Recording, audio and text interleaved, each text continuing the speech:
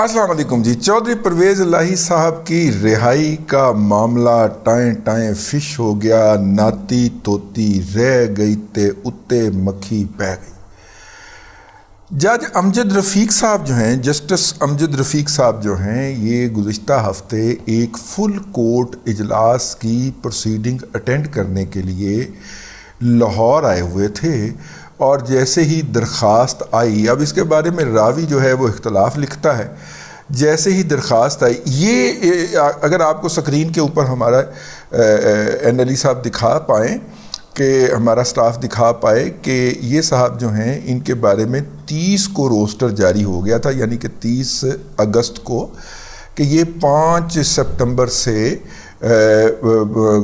सुनेंगे मुकदमात मुल्तान के अंदर। और उससे पहले भी ये मुल्तान के ऊपर जो हैं, मुल्तान जो लाहौर हाई कोर्ट की जो मुल्तान रजिस्ट्री है या मुल्तान बेंच है, उसके ऊपर इनका ट्रांसफ़र हो चुका था या इनको वहाँ पे असाइन किया जा चुका था। लाहौर हाई कोर्ट के 4 उसके बेंचेस हैं।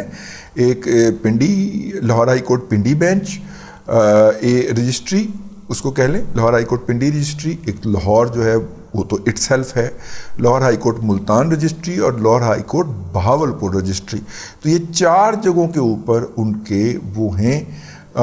तो इनको मुल्तान असाइन किया गया हुआ था और ये वहाँ से फुल कोर्ट की मीटिंग के लिए आए थे और फुल कोर्ट की मीटिंग के लिए आके उन्होंने वो मीटिंग अटेंड, एक तो वो उन्होंने उस दिन फड़ा डाल दिया, हफ्ते वाले रोज़ बैठ के फड़ा डाल दिया और फड़ा डाल के तो चौधरी परवेज़ इलाही को रिहा करवाने की कोशिश की। अब इसके बारे में रावी जो है वो इख्तलाफ का शिकार है। एक रावी ये कहता है कि जनाब इन्होंने ख़ुद फरमाइश की, क्योंकि इनके चौधरी साहिबान के साथ ताल्लुकात रहे हैं मुबैना तौर पे, कहा यह जा रहा है। मैं कतन जज साहब की शान के अंदर सर गुस्ताखी नहीं कर रहा, लेकिन जो इस वक्त लाहौर हाई कोर्ट की ग़ुलाम गर्दिशों के अंदर मारूफ इतलात हैं वो यही हैं कि आपके अच्छे ताल्लुकात हैं, ख़ानदानी ताल्लुकात रहे हैं। जिस तरह वो घराल साहब के हैं उस तरह के चौधरी साहिबान के भी हैं। तो इन्होंने फिर ऑल आउट जाने का फ़ैसला किया।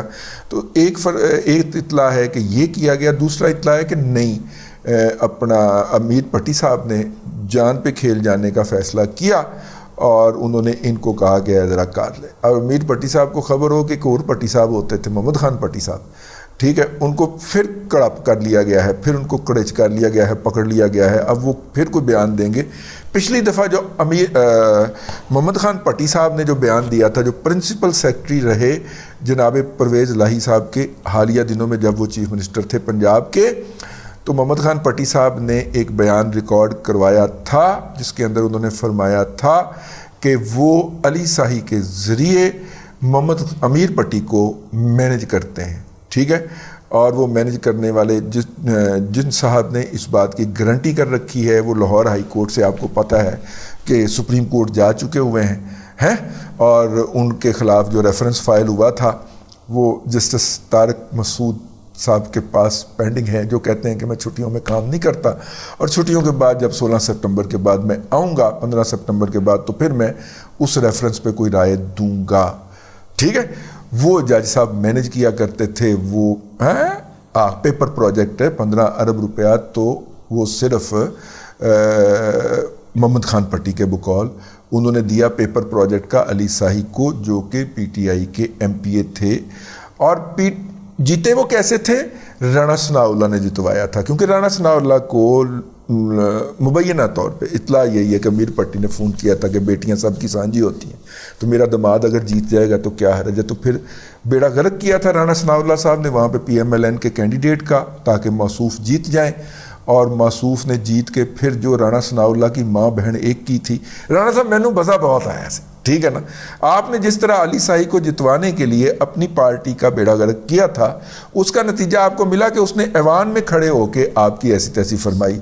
अब पता नहीं आप कितने बड़े सियासतदान हैं, आपको ये शायद बात फील ना हुई हो कि आपने एक बंदे को अबलाइज कर दिया जो कि इस काबिल ही नहीं था कि उसको अबलाइज किया जाता, ठीक है ना। बंदा किसी को अबलाइज करता है तो उसकी आंख में भी कोई शर्म होती है, ठीक है ना। तो ये अंदर खाने ऐसे ही झुक के ये पाँव को पढ़ते हैं, बाहर निकल के ये शेर होते हैं।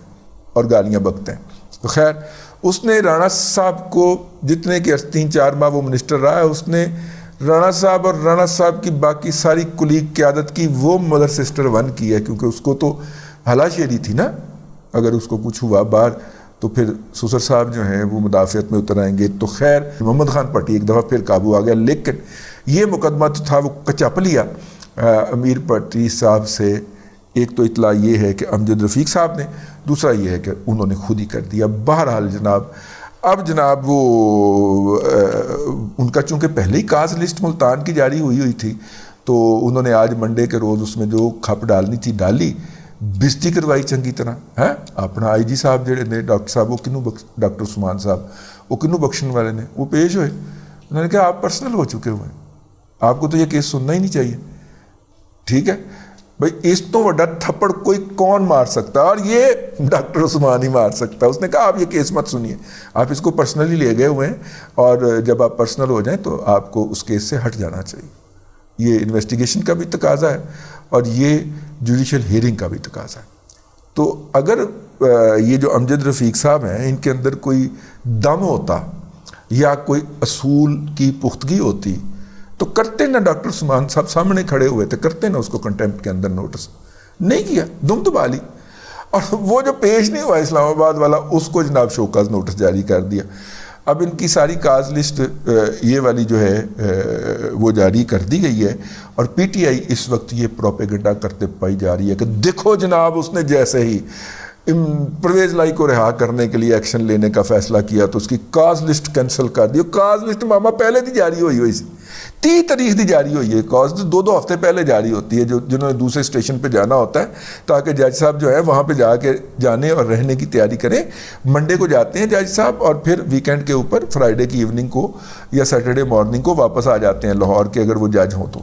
اسی طرح ملتان کے جو جج اگر وہ پرنسپل سیٹ پہ آ جائیں تو وہ بھی اسی سے آتے جاتے ہیں. تو وہ جناب اپنا بہرحال یہ ہوا ہے جی. اور ناتی توتی رہ گئی تو مکھی بہ گئی. چودھری صاحب جو ہیں وہ پیش نہیں ہوں گے, نہ کنٹمپٹ کے اندر جو ہے وہ آئیں گے. ویسے آپس کی بات ہے, کیا ہو سکتا ہے میکسیمم کنٹمپٹ کے اندر اگر وہ طلب کرتے ہیں تو آئی جی صاحب کہتے ہیں نہیں میں آتا, جا کر لے جو کچھ کرنا ہے. تو جج صاحب زیادہ سے زیادہ کیا کر سکتے ہیں, وہ لکھیں گے سیکٹری اسٹیبلشمنٹ کو کہ اس کو فارغ کرو یا اس کو سسپینڈ کرو. سیکٹری اسٹیبلشمنٹ کہے گا جا نہیں کرتا میں, کر لے جو کچھ کرنا. اچھا, وہ سیکٹری اسٹیبلشمنٹ کے خلاف جو ہے وہ فیصلہ دے گا کہ اس کو ہٹا دیا جائے یا ڈیموٹ کر دیا جائے پرائم منسٹر کو. پرائم منسٹر کہے گا جا نہ سوئے میں نہیں کرتا. ٹھیک ہے نا. اچھا, پھر وہ کہے گا میں پرائم منسٹر کو کنٹمپٹ آف کورٹ میں فارغ کرتا ہوں, تو وہ کہے گا اچھا اس کے خلاف اپیل کر دیں, سنگل بینچ آپ.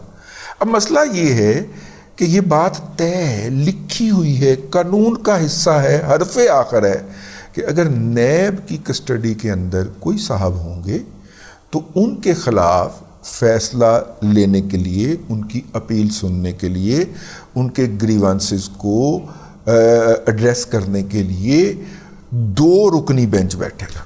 آپ دیدہ دلیری دیکھیں امجد رفیق صاحب کی, انہیں کلے ہی بہ کے گنڈاسا کر لیا اور نہیں چھڈا گا, انہیں کلیاں ہی بہ کے گنڈاسا وانا شروع کر دیتا. انلیگل آرڈر ہے, جیورسپروڈنس کے خلاف ہے یار. یہ ساری گندی نسل جو ہے یہ نئی نئی جیورسپروڈنس دریافت کری جا رہی ہے. ادھر منیب اختر صاحب اور ادھر جناب اس طرح دے لوگ. بھیا آپ یہ فیصلہ, آپ یہ درخواست نہیں سن سکتے. جس شخص نے آپ کو یہ درخواست فارورڈ کی ہے اس نے بھی انکانسٹیٹیوشنل حرکت کی ہے, انلیگل حرکت کی ہے, اس کی بھی چھترول ہونی چاہیے اور آپ کی بھی ہونی چاہیے.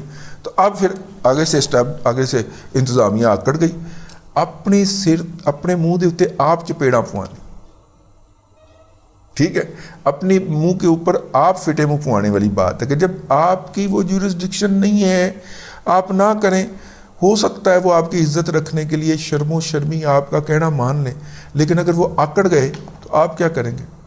ایک آئی سی اے کی ماری ہے نا, سنگل جج کا فیصلہ ایک آئی سی اے کی ماری ہے نا, اور لا آفیسر نہ لگنے دے, آپ کا فیصلہ وہ پڑا ہوا ہے, کروا لیں اس کو امپلیمنٹ. تو یہ اپنے آپ کو, اس ادارے کو اور پورے پاکستان کے اندر جو عدل کا نظام ہے اس کو بے وقت اور بے عزت کرنے کے اندر جتنا کنٹریبیوشن فیض حمید کی لگائی ہوئی اس گندی پنیری نے ادا کیا ہے, وہ آج تک پاکستان کے 75 سالہ دور کے اندر نہیں کیا. ٹھیک ہے, انہوں نے دبا کے اس ادارے کا بیڑا غرق کیا ہے تاکہ اس کا آرڈر ٹکے ٹوکری ہو جائے. اور یہ میری بات یاد رکھیے گا کہ جس لیول پہ لے آئے ہیں وہ دور آنے والا ہے کہ لاہور ہائی کورٹ کا فل بینچ بیٹھے اور ایک آرڈر پاس کرے اور ایک اے ایس آئی اٹھ کے کہیں جا میں نہیں مانتا تیرا آرڈر.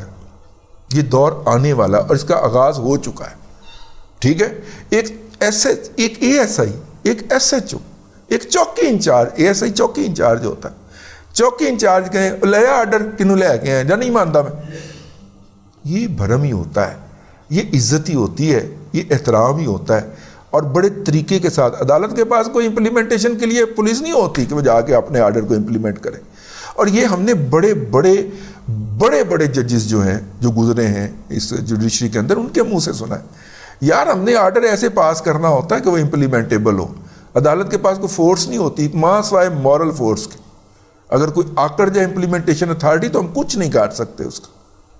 ٹھیک ہے, لیکن ان لوگوں نے اخیر کر کے دکھائی ہے, ات چک کے بخائی ہے اور ات خدا دا ویر ہوندی ہے. اب اس ات کا جواب ان کو آ رہا ہے اور انہوں نے خود بھی بےعزت ہو رہے ہیں, ادارے کو بھی بےعزت کر رہے ہیں اور پورے نظام کو ڈسکریڈٹ کر رہے ہیں. لوگوں کا اس نظام پر سے بھرم اٹھا رہے ہیں. بھرم تو خیر پہلے بھی لاکھوں کیس پینڈنگ پڑے ہوئے ہیں, اس کی وجہ سے اٹھ ہی چکا ہوا ہے. ان لوگوں کو صرف چودھری پرویز لائی تے عمران احمد خان نیازی کے کیسز نظر آتے ہیں, انے ہوئے پے نے. باقی جڑے لاکھوں کیسز پینڈنگ پے ہوئے نے وہ نہیں نظر آتے. ایک رونا ہے جو میں نے آپ کے سامنے آج رویا ہے. خدا کرے یہ کسی مقام پر پہنچے, لیکن یہ لوگ جو ہیں ادارے کو ڈسکریڈٹ کروائے بغیر نہیں پلٹیں گے.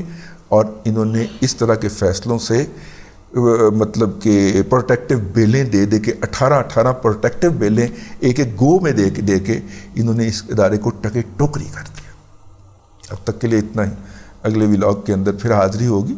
اللہ تبارک و تعالیٰ آپ کو آسانیاں عطا کرے اور آسانیاں خلق خدا میں تقسیم کرنے کی توفیق عطا کرے.